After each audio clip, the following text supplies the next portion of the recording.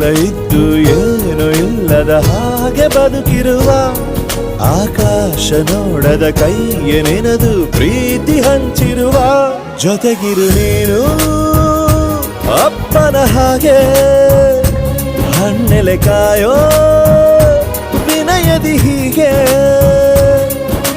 ನಿನ್ನನು ಪಡೆದ ನಾವು ಪುನೀತ ಬಾಳು ನಗು ನಗುತ್ತಾ ಬೊಂಬೆ ಹೇಳುತ್ತೈತೆ ಮತ್ತೆ ಹೇಳುತ್ತೈತೆ ನೀನೇ ರಾಜಕುಮಾರ.